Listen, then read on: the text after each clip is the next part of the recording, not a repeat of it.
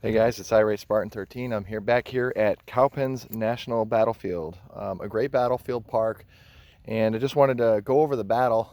And this is part of the Over Mountain Victory National Historic Trail, which is pretty cool. I'm here at the monument for part one of my little short video series on Cowpens in the national park here. I'm just going to show a little bit of the battlefield. Well, I'm going to show the battlefield entirety and the monument here, so you can get a feel for the battlefield and the genius of Daniel Morgan at this battle.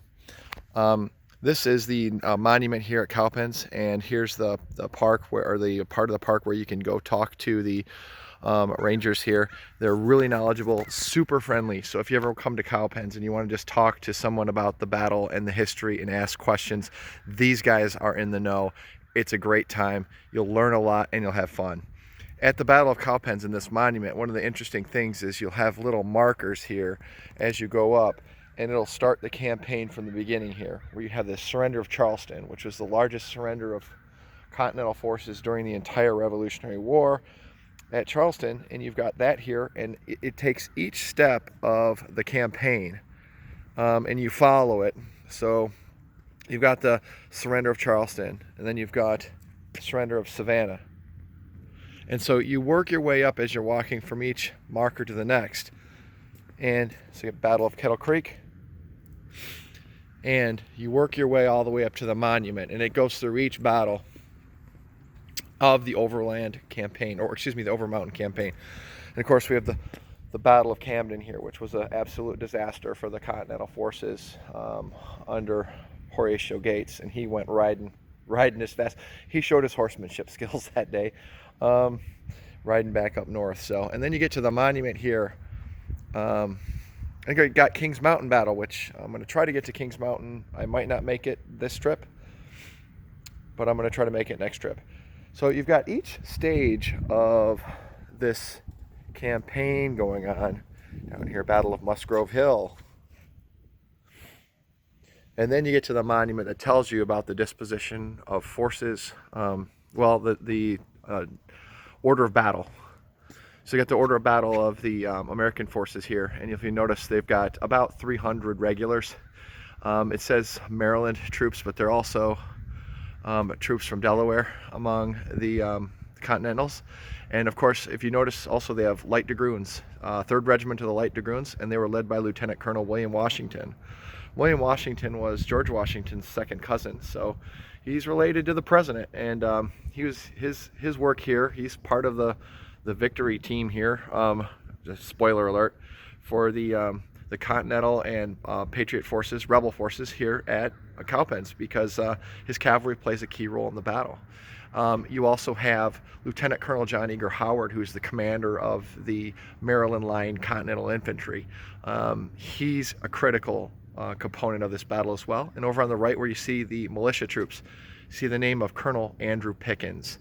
He was critical to this battle because he had the network of local people who could bring local South Carolina folks to this field on the day of battle. And you see a total Americans of 970 men. It's much more than that, because Pickens had put the word out that there was going to be a scrap here, and people were showing up with their horses and their muskets ready to go, or their rifles ready to go. And you'll see that they have South Carolina horsemen as well. So you've got some more cavalry. That's the disposition of forces, or excuse me, the force composition for the Patriots. And you've got 970 men, but really it's probably closer to 2,000. You've just got a nice monument here. Pickens was really critical to getting the troops here. Without Pickens, his picture is inside the. He's not a happy-looking fella, but his picture is inside the building here, and he's got top billing in the picture. So he was critical to this battle, and something that I haven't covered before. British forces, you've got Lieutenant Colonel Bannister Tarleton. He was the commandant of the British forces here, and he had Tarleton's Legion. Tarleton's Legion was essentially loyalist forces. Among Tarleton's Legion was 200 cavalry. So these guys were veterans and well-trained, good soldiers, and they were nasty. They were willing to scrap it up. These are the guys at Waxhaws that were not afraid to give Tarleton's Quarter when they didn't show a lot of mercy to the militia forces they fought at the Waxhaws. You've got the 7th Regiment, 1st Battalion of the 71st Regiment, Major MacArthur. That's known as Fraser's Highlanders. Those guys are your elite striking force. And then you've got the 17th Dragoons with 50 cavalry, and a detachment of the Royal Artillery with 50 men. The Royal Artillery detachment had 2 guns. They were known as Grasshoppers, and they're 3-pound artillery pieces. And those artillery pieces, there's some great stories about the race to the artillery pieces that we'll go over at the conclusion of the battle.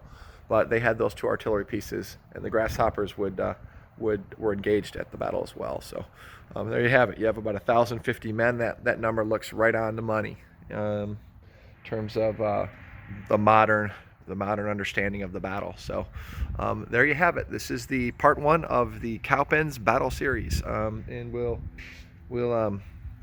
continue on part 2. And if you come here, you can actually follow the markers, and then we'll lead you, past the Battle of Cowpens. You'll get yourself all the way to the marker at the surrender of Yorktown. And what I do like, keep even going, last one is the Treaty of Paris.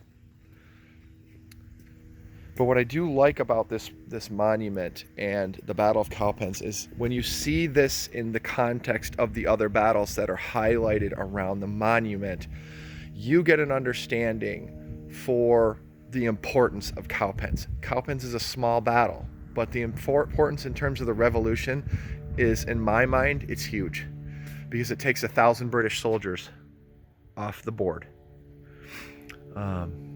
So anyways, that's the monument, American monument at Cowpens National Battlefield. Part 2 of the video, I'll walk the battlefield and show you the disposition of forces and how they were engaged, how the battle went, and the genius of Daniel Morgan's battle plan. Hope you stick around. See you on the next part 2.